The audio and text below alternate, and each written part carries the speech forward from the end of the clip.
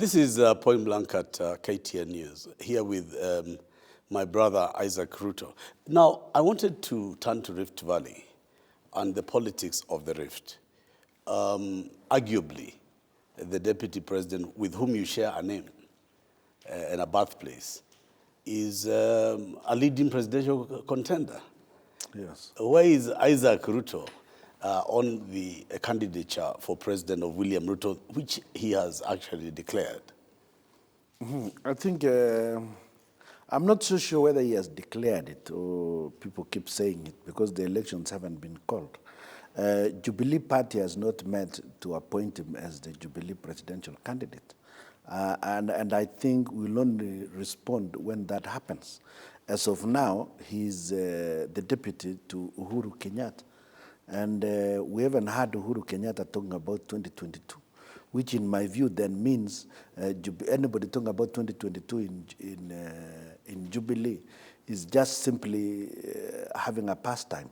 But we have to wait for the occasion to arrive.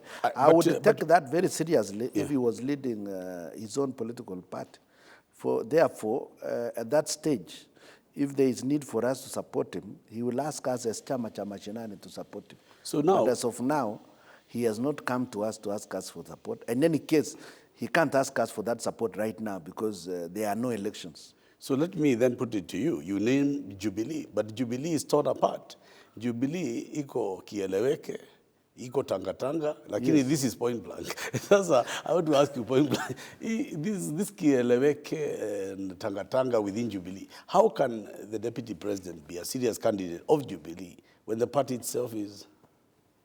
First of all, I don't even know whether Jubilee will be there in the next 3 years or in the next 2 years, because the owners of Jubilee, we've had Murathe, we've had others, are talking differently. So I don't know, probably William Ruto hasn't come up with his real plan for the presidency. And therefore, at that stage, we will advise him that he needs more people on his side than the ones that are outside. What do you mean by that, apparently, I see a lot of people who are ganged up against him outside his orbit. And those are the more senior group. No, I'm asking you point blank. Don't say people. Which people? Yeah? Who are you talking? Namely, who are you saying? For example, I have not heard it from his own principal. I have not heard it from Uhuru Kenyatta that he supports his presidency.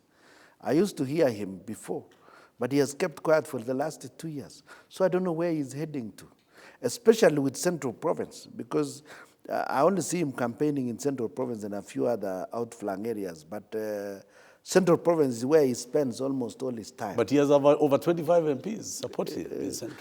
You can't take seriously these MPs because these are the young MPs, the first-timers. They've just arrived on the scene.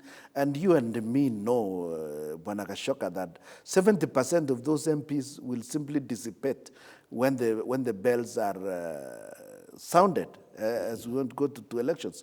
How many of those MPs can stand up to Uhuru Kenyatta in Muranga and say anything? If Uhuru Kenyatta tells them to shut up, they will all shut up one day, on one single day. So what are we talking about in Central Province? We also know something else, and this is point blank.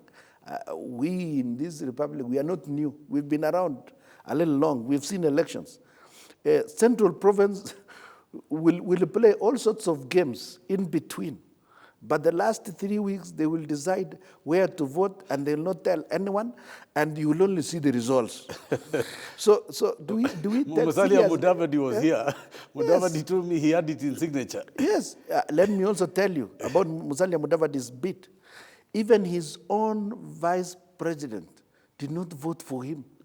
There was 0 votes. Where my friend, I'm not going to name him here, where in his polling center, the one who was running me to Mudavadi, simply because he found the environment, that was not the message that was sent around that time, that actually we wrote it last week and it was a mistake. Are you saying that William Ruto is making a mistake to rely on the Kikuyu support he's getting? No, I don't know. Every weekend he's in Kiambu? No. He should go to Kiambu right now, and he should go everywhere. He's the deputy president of the Republic of Kenya. Na apeleke resources ya hii serikali sahi kwenda kujenga Kiambu, kwenda kujenga. He should even visit a lot more Nyandarua, because that is the backyard of Central Province that has been left behind. He should concentrate more on those areas. And Muranga, I understand he wanted to go there. I think there is a lot of work to be done in Muranga and parts of Nyandarua. So let him visit, and let him visit all other areas. As the Deputy President, na apeleke the goodies. As of now, the imperial presidency we have put in place is such that all the patronage resources are only available to the two of them. The other ministers are non-ministers. They are simply elevated permanent secretaries. Now, with regard to his political plan, yes, there is also a lot of work he's doing in Western Kenya. How can you say that he's only looking at Central? He's also working very hard in Western Kenya. Yes, if it is on development. But in terms of politics, I've hardly seen him with Musalia Mudavadi. I've hardly seen him with Moses Wetangula. I have hardly seen him in a much more serious way in that area with the political parties that are in place there.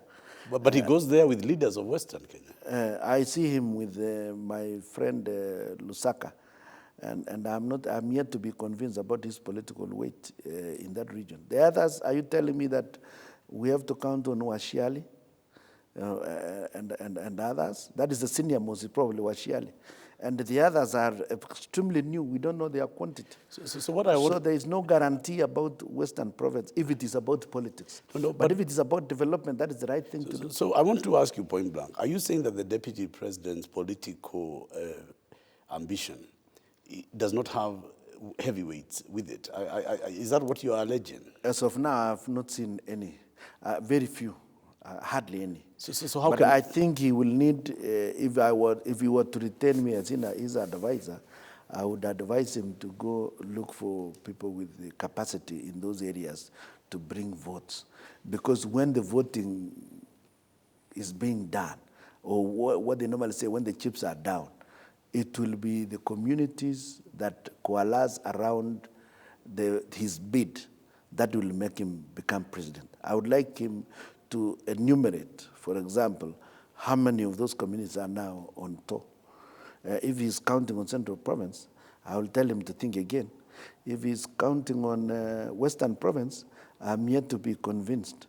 I would like him to deal with upfront the leaders that lead those political parties that are dominant in those areas for us to take them So as Chama ya Mashinani, are you saying that having Rift Valley support it would not be enough? Is that what you're saying? And my question to you... Of course we will...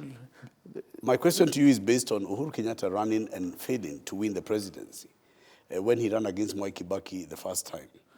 The question of Kibaki had a team.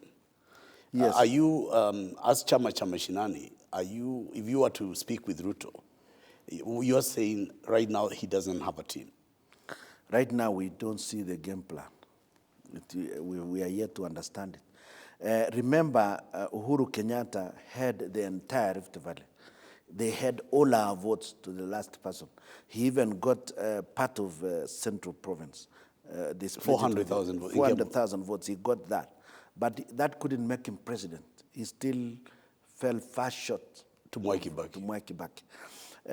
Therefore, if Central Province is going to split their votes again, then they should say goodbye to whichever candidate they are backing. They cannot stand up to any coalition that will coalesce around probably either Raila Odinga, Kalonzo Musyoka, or probably Musalia Mudavadi or any other serious presidential candidate that is able to get the various communities properly on top. David Morathe was here at Point Blank and was telling me about political formations. Yes. Have they been speaking to Chama Mashinani? He says that they will be like-minded people. Yes. Are you in any talk with any group? No, we are not. We are not in the mood at the moment, or we are not even ready to discuss with other political parties. We are not discussing with Kieleweke, neither are we talking to Tanga group. We are simply Chama Mashinani pushing our agenda of inclusion of the masses of this republic in the sharing of the national cake, to improve the villages, to get Wanjiku to be able to pay her school fees. So basically, as of now, we have not gotten into So that. point But blank. we don't mind Yes. a year before elections discussing these issues. But I think the first things first. For now, we must fix the structures. So point blank let's move from national to the region. Yes. Within the Rift Valley, there is the group of William Ruto. Yes. There is Senator Moi of Kano. Yes. There is Mashinani as the main three parties. Yes. Are you talking to either or both of them or not at all? No, we are simply working for now to all together because we share the electorate. So we are working, we are not having any animosity against either of the parties. We have no ill will against William Ruto. We work very well with Gideon Moi, and we take it at that. The question of how are we going to vote, I believe I must will be push you. addressed. No, Governor, I must push you on this. You Yes. and Gideon and Ruto, if you are three of you, then the Rift Valley will be split. My question is, are you with Gideon, are you with Ruto, or are you alone? Are you going to go on your own? You know, for the region. You are talking, because this is the same thing Musalia was telling me, he's talking to Etangula, because of the Western region coming together. You've said Central Province needs to come together to have any value. What is the state of the Rift Valley politics? The Rift Valley, no one has basically addressed those issues as of now. We've not discussed these things up front. So point blank. So as of now, Yes. William Ruto is doing his politics. I'm doing mine. Gideon Moi is doing this. The only issue is we talk quite a bit with Gideon Moi. So point blank, you are talking with Gideon Moi. Yes. That is all I'm asking. I mean, I have to, this is point blank. You know, I must Yes. ask you whether you're talking. We are talking. Okay. Now, Yes, I we are want to move on and ask you, in terms of the caliber of people who are, being saying, look, let's come together. Is there going to be an ideological base? Is this going to be another, or are Kenyan politics just tribal? And is this something that anybody running for 22 has to consider in your long political history? Yeah, the problem we are having at the moment is that we are now having a much more educated electorate, much more liberal middle class, but unfortunately we still have a dominant tribal group that is still fairly senior, and they still define politics in terms of ethnicity. But the emerging scenario is that there's likely to be more emphasis on ideology moving forward. And that is why there is a huge debate around possible relook at certain structures within the current constitution, so that it is possible for political parties to emerge on specific ideological leanings. And let's forget about pushing tribal agenda too far. We understand and we are proud of our ethnicity, we are proud of our cultures, but that should not stop me from forming an alliance with Tony, because we agree. For instance, in 2017, I basically chose to work with NASA because I was more at home there in terms of ideology. We agreed on devolution with them. We also agreed on the need to share power. We also agreed on the need to dilute the imperial president in this republic and therefore reduce the usage of patronage resources to determine who gets which jobs. We should make Kenya better, we should create a better playing field in this republic. I did that to the detriment of my own political position in Bomet. But I knew and I dared to move in that direction because I have got some failing in that. What I believe is right, unless I'm thoroughly convinced, I'll push on, irrespective of the forces rained against me, because I felt it was only fair at that stage that we needed to have a fair level playing field and that we need to strengthen devolution. I'm in agreement with Raila Odinga on the question of devolution issues and also the question of dispersing power at the top, if his rhetoric is what he would implement. I want to ask you about the politics of maize, the mainstay of the region. There's been so much said about the farmer getting less than he should have. there's been so much about importing maize to profit brokers at the expense of farming. What is the view of Mashinani and Isaac Ruto on maize? We are thoroughly embarrassed by the way the maize situation has been handled. And that was one of the issues we had in 2017. It was a big problem. And even right now as we speak, point blank, there is shortage of maize in this country. There is hunger. Maize is selling now for 3,600 in Bomet, up to 4,000. And yet just 3 months ago, the Kenyan government was refusing to buy maize from farmers in Uasin Gishu and telling them, we'll give you 2,000, take it or leave it. The maize remained in their stores. Even those where they had collected, they didn't let them, they didn't pay. Now the real situation is, now the Kenya government is planning to import maize at 4,000, probably 4,000 shillings like they did last time from Mexico. I don't know, or wherever it was that time. However, wherever Mexico is, they are likely to bring maize again. And when the maize arrives, it will be at a very high cost.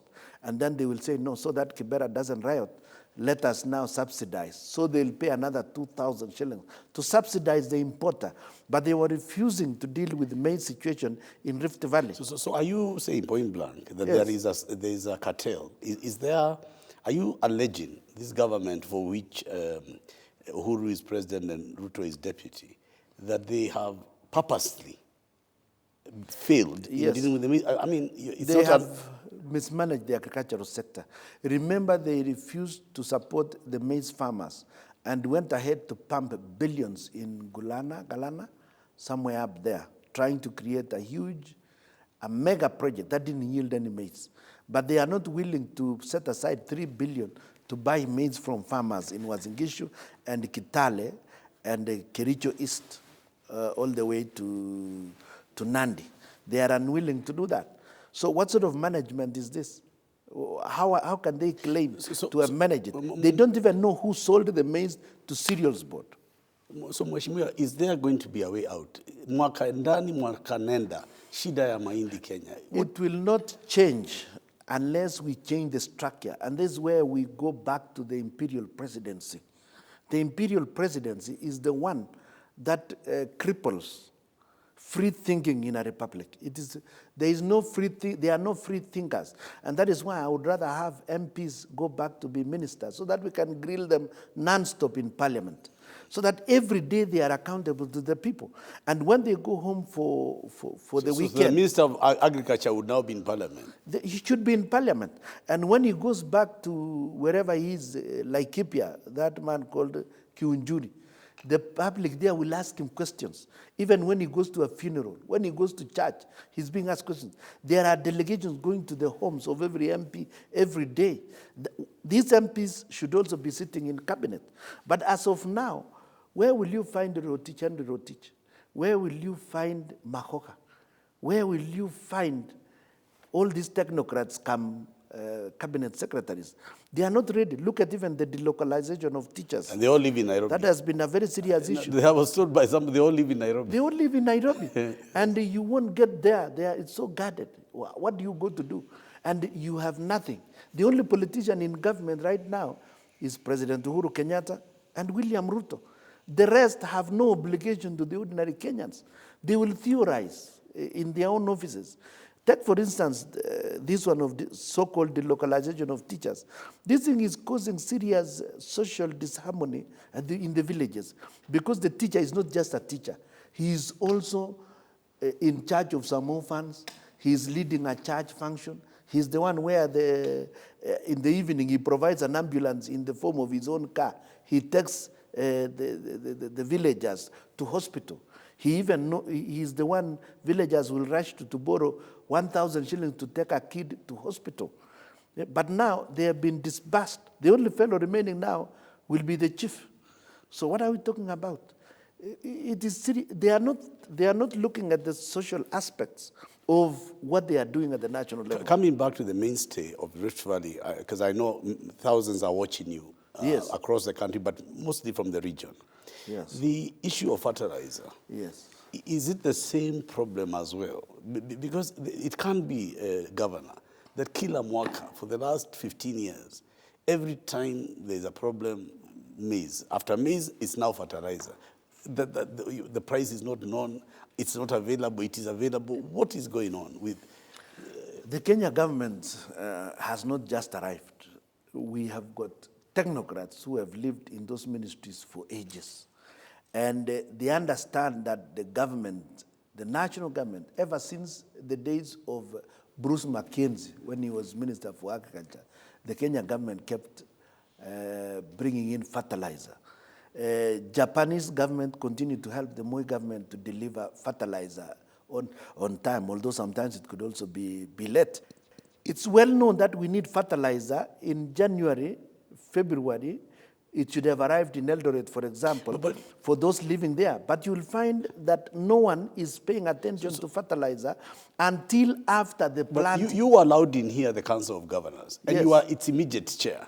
Yes. Why don't governors from the region, who have been elected for those localized issues, I don't understand why governors in the Rift Valley, who are duly elected to assist their people, can't come together collectively and show a concerted effort by going to see the government, seeing the president, working together in order to help all the collective people. This is the mainstay of the Rift Valley, maize and fertilizer. We had worked on a program with CS Koskei, and it nearly worked until Koskei left the ministry, because we had agreed that they would import the fertilizer and the county governments would take it and distribute to the various wards. They would collect it, the people would collect it, would go and buy it where they can reach. Remember, when the national government also takes, it leaves it, for example, in Eldoret town. And then the people from the various sub-counties have to travel several kilometers to come and pick the fertilizer. We, as the Council of Governors, we had proposed that we will pick the fertilizer from the national government, and then we reimburse them. We create a revolving fund, which we will be paying as soon as the fertilizer arrives. But we have no capacity as individual counties to start importing fertilizer. We cannot import fertilizer. But national government can import the fertilizer, bring it, we can reimburse, and then with the subsidy, and then these remedies you're talking about in the referendum, the ground. Isn't this some of the things? Isn't agriculture eventually a devolved function? No, it is already devolved. The problem is that the national government refused to implement fully, and the transition authority did not finalize what is known as unbundling of the functions. And then at that stage, why we're having serious disagreement with the national government on the question of devolution is that, for example, agriculture is devolved almost entirely. But you will find that the ministry here in Nairobi takes more than half the budget of agriculture, yet agriculture is already devolved. You will find even the Ministry of Health, for example, 90% of healthcare is actually devolved. But you will find the national government keeps 70% of the budget, distributes 30% of the budget to the counties. Yet the counties have taken 90% of the function. The national government takes 70% of the function. When we took over, we realized that the doctors were almost all entirely in Nairobi. 300 in the headquarters. Well, you're watching Point Blank here at KTN News. Isaac Ruto, a former governor of Bomet, says to his brother William Ruto, you need to have a bigger group of leaders to be serious contender for 22. He says maize and fertilizer are being mismanaged by the Jubilee government. This is Point Blank at KTN News.